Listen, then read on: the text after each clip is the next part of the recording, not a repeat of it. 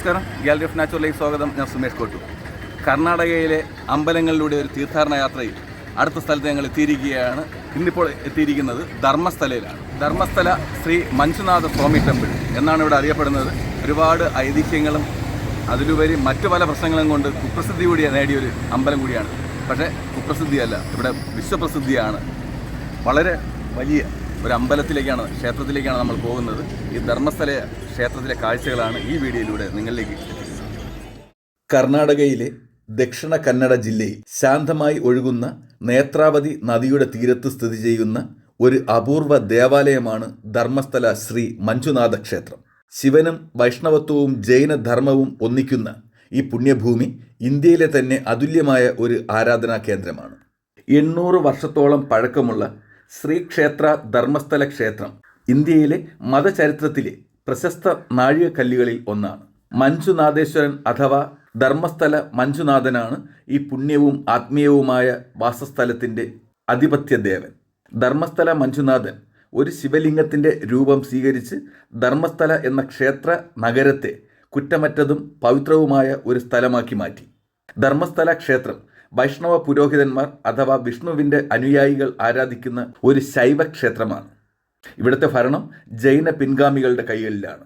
ധർമ്മസ്ഥല ക്ഷേത്രം എന്നാൽ ധർമ്മത്തിൻ്റെ വാസസ്ഥലം എന്നാണ് അർത്ഥമാക്കുന്നത്. മനുഷ്യത്വത്തിൻ്റെയും വിശ്വാസത്തിൻ്റെയും സത്തയും കാതലും. അതിനാൽ ആ പേര് ധർമ്മത്തെ ഉദ്ധരിക്കുന്നു. ഈ കാണുന്ന വലിയ ക്ഷേത്ര കോമ്പൗണ്ടിനുള്ളിലേക്ക് ക്യാമറ അലൗഡ് അല്ല. അതുകൊണ്ട് തന്നെ പുറത്തു നിന്നുള്ള കാഴ്ചകൾ മാത്രമേ കാണിക്കാൻ സാധിക്കൂ. ഈ പുറത്തെ കാഴ്ചകൾ കണ്ട ശേഷം ഇതിനോട് ചേർന്ന് തന്നെ ഒരു മനോഹരമായ പാർക്കുണ്ട്. ആ പാർക്കിൻ്റെ കാഴ്ചകൾ കൂടി നിങ്ങളെ കാണിക്കുന്നതാണ്. 800 വർഷങ്ങൾ പഴക്കമുള്ള ധർമ്മസ്ഥലം കുടുമ എന്നറിയപ്പെട്ടിരുന്നു. ബെൽത്തങ്ങാടിയിലെ മല്ലാർമാടി എന്ന ഗ്രാമമാണ് കുടുമ എന്നറിയപ്പെട്ടിരുന്നത്. ഈ ഗ്രാമത്തിൽ ബിർമന്ന പെർഗഡെ എന്ന ജൈന ധർമ്മം പിന്തുടരുന്നയാളും ഭാര്യ അമ്മു ബെല്ലാർത്തിയും നെല്ലിയാടി ബീഡു എന്ന വീട്ടിൽ താമസിച്ചിരുന്നു. ഉദാരമതികൾക്കും ആതിഥ്യ മര്യാദയ്ക്കും പേരുകേട്ട കുടുംബമായിരുന്നു പെർഗഡെ കുടുംബം. ഐതിഹ്യമനുസരിച്ച് ധർമ്മത്തിൻ്റെ കാവൽ മാലാഖമാർ മനുഷ്യരൂപം സ്വീകരിച്ച് ധർമ്മം ആചരിക്കുന്നതും അത് തുടരാനും പ്രചരിപ്പിക്കാനും കഴിയുന്നതുമായ ഒരു സ്ഥലം തേടി പെർഗഡയുടെ വാസസ്ഥലത്തെത്തി. പതിവ് പോലെ പെർഗഡെ ദമ്പതികൾ ഈ വിശിഷ്ട സന്ദർശകരെ അവരുടെ എല്ലാ സ്നേഹവും ബഹുമാനവും നൽകി സ്വീകരിച്ചു. അവരുടെ ആത്മാർത്ഥതയിലും ഔദാര്യത്തിലും സന്തുഷ്ടരായ ധർമ്മദൈവങ്ങൾ ആ രാത്രിയിൽ ബിർമന്ന പെർഗഡയുടെ സ്വപ്നത്തിൽ പ്രത്യക്ഷപ്പെട്ടു. അവരുടെ സന്ദർശനത്തിൻ്റെ ഉദ്ദേശം അവർ അദ്ദേഹത്തോട് വിശദീകരിച്ചു. ദൈവാരാധനയ്ക്കായി തൻ്റെ വീട് വിട്ടു നൽകാനും ധർമ്മപ്രചാരണത്തിനായി തൻ്റെ ജീവിതം സമർപ്പിക്കാനും അദ്ദേഹത്തോട് അവർ ആവശ്യപ്പെട്ടു. ഒരു മറുചോദ്യവും ചോദിക്കാതെ പെർഗഡെ മറ്റൊരു വീട് പണിയുകയും ബെല്ലാടി ബീഡുവിലെ ദൈവങ്ങളെ ആരാധിക്കാൻ തുടങ്ങുകയും ചെയ്തു. ഇത് ഇന്നും തുടരുന്നു. ആരാധനയും ആതിഥ്യ മര്യാദയും തുടർന്നപ്പോൾ ധർമ്മദൈവങ്ങൾ വീണ്ടും ബിൻമനെ പെർഗഡയുടെ മുമ്പാകെ വന്ന് 4 ധർമ്മദൈവങ്ങളായ കാലരാഹു, കളർക്കൈ, കുമാരസ്വാമി, കന്യാകുമാരി എന്നിവർക്കായി പ്രത്യേക ആരാധനാലയങ്ങൾ നിർമ്മിക്കാനും കൂടാതെ ദൈവങ്ങളുടെ പ്രവചനക്കാരായി പ്രവർത്തിക്കാൻ കുലീനരായ 2 വ്യക്തികളെയും ആരാധനാലയങ്ങളുടെ തലവൻ എന്ന നിലയിൽ പെർഗഡയെ സഹായിക്കാൻ 4 യോഗ്യരായ വ്യക്തികളെയും തിരഞ്ഞെടുക്കാനും ധർമ്മദൈവങ്ങൾ നിർദ്ദേശിച്ചു. പകരമായി ദൈവങ്ങൾ പെർഗഡയുടെ കുടുംബ സംരക്ഷണം, സമൃദ്ധമായ ദാനധർമ്മം, ശ്രീക്ഷേത്രത്തിൻ്റെ പ്രശസ്തി എന്നിവ വാഗ്ദാനം ചെയ്തു. തുടർന്ന് വിധിപ്രകാരം പെർഗഡെ ആരാധനാലയങ്ങൾ നിർമ്മിക്കുകയും ചടങ്ങുകൾ നടത്താൻ ബ്രാഹ്മണ പുരോഹിതരെ ക്ഷണിക്കുകയും ചെയ്തു. ക്ഷേത്ര കാഴ്ചകൾ കഴിഞ്ഞ് നമുക്കിനി പാർക്കിലെ കാഴ്ചകൾ കാണാം. തദ്ദേശീയ ദൈവങ്ങളുടെ അരികിൽ ഒരു ശിവലിംഗം കൂടി സ്ഥാപിക്കാൻ ഈ പുരോഹിതന്മാർ പെർഗഡയോട് അഭ്യർത്ഥിച്ചു. തുടർന്ന് ദൈവങ്ങൾ മംഗലാപുരത്തിനടുത്തുള്ള കദ്രിയിൽ നിന്ന് മഞ്ജുനാഥേശ്വര ഭഗവാന്റെ വിഗ്രഹം വാങ്ങാൻ അവരുടെ ആശ്രിതനായ അന്നപ്പ സ്വാമിയെ അയച്ചു. തുടർന്ന് വിഗ്രഹത്തിന് ചുറ്റും ശ്രീ മഞ്ജുനാഥ സ്വാമി ക്ഷേത്രം പണിതു. 16-ാം നൂറ്റാണ്ടിൽ ശ്രീ ദേവരാജ ഹെഗഡെ ഉടുപ്പിയിലെ ശ്രീ ബാദിരാജ സ്വാമിയെ ക്ഷേത്രം സന്ദർശിക്കാൻ ക്ഷണിച്ചു. സ്വാമിജി സന്തോഷത്തോടെ വന്നെങ്കിലും ഭിക്ഷ അഥവാ ഭക്ഷണ വഴിപാട് സ്വീകരിക്കാൻ വിസമ്മതിച്ചു. കാരണം വേദ ആചാരങ്ങൾക്കനുസൃതമായി മഞ്ജുനാഥ ഭഗവാന്റെ വിഗ്രഹം പ്രതിഷ്ഠിച്ചിട്ടില്ലായിരുന്നു. തുടർന്ന് ശ്രീ ഹെഗഡെ സ്വാമിയോട് ശിവലിംഗം വീണ്ടും പ്രതിഷ്ഠിക്കാൻ അഭ്യർത്ഥിച്ചു. വേദ ആചാരങ്ങളുടെ ആചരണത്തിൻ്റെയും ഹെഗ്ഡെയുടെയും മറ്റെല്ലാവരുടെയും ദാനധർമ്മത്തിലും സന്തുഷ്ടനായ സ്വാമിജി ഈ സ്ഥലത്തിന് മതത്തിൻ്റെയും ദാനധർമ്മത്തിൻ്റെയും വാസസ്ഥലം എന്ന അർത്ഥത്തിൽ ധർമ്മസ്ഥല എന്ന് പേരിട്ടു. അങ്ങനെ 800 വർഷങ്ങൾക്ക് മുമ്പ് ഹെഗ്ഡെ സ്ഥാപിച്ച ദാനധർമ്മത്തിൻ്റെയും മതസഹിഷ്ണുതയുടെയും പേരുകൾ 21 തലമുറകൾ വളർത്തിയെടുക്കുകയും ശക്തിപ്പെടുത്തുകയും ചെയ്തിട്ടുണ്ട്. പെർഗഡയിൽ നിന്നും ഉരുത്തിരിഞ്ഞതാണ് ഹെഗ്ഡെ എന്നത്.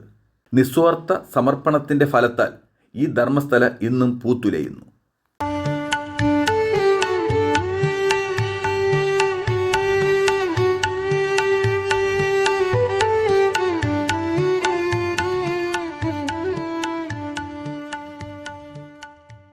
രാവിലെ 6:30 മുതൽ 11 മണിവരെയും ഉച്ചയ്ക്ക് 12:15 മുതൽ 2:30 വരെയും വൈകുന്നേരം 5 മണി മുതൽ രാത്രി 8:30 വരെയുമാണ് ഇവിടുത്തെ പൂജാ സമയം.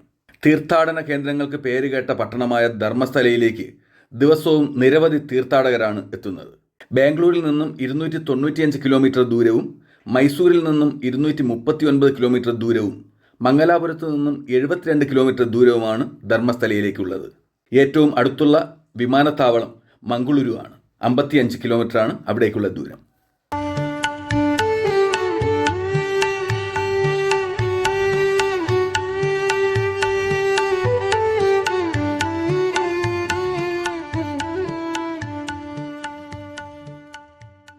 ധർമ്മസ്ഥല എന്ന ഈ പുണ്യഭൂമി ധർമ്മത്തിൻ്റെ ആധാരമായി തിളങ്ങി നിൽക്കുന്നു.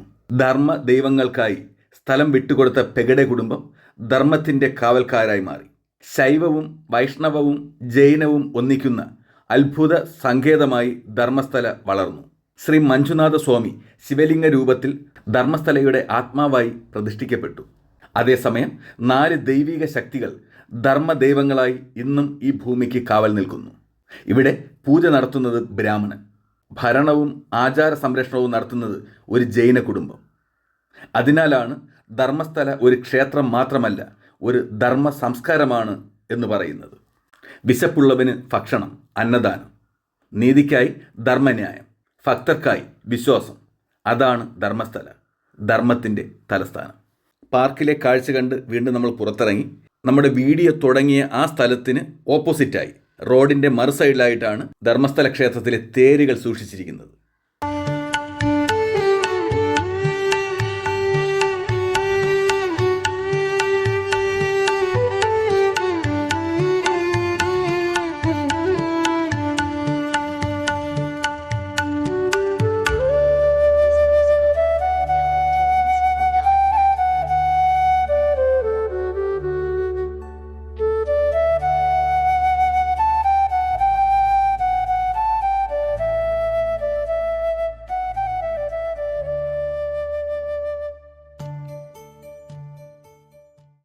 അപ്പോൾ ധർമ്മസ്ഥലയുടെ കാഴ്ച നിങ്ങൾക്ക് ഇഷ്ടപ്പെട്ട് കാണുമെന്ന് വിശ്വസിക്കുന്നു. ക്ഷേത്രത്തിനുള്ളിലുള്ള കാഴ്ചകൾ എടുക്കാൻ പറ്റത്തില്ല, അലൗഡ് അല്ല. ഇന്നത്തെ യാത്ര ഇവിടെ പൂർണ്ണമാവുകയാണ്. ഇന്ന് സ്റ്റേ ആണ്. കേരളത്തിലോട്ട് കയറി കാസർഗോഡ് ജില്ലയിൽ സ്റ്റേ ചെയ്യും. ബാക്കി കാഴ്ചകളുമായി അടുത്ത ദിവസം കാണാം. അതുവരേക്കും നന്ദി, നമസ്കാരം.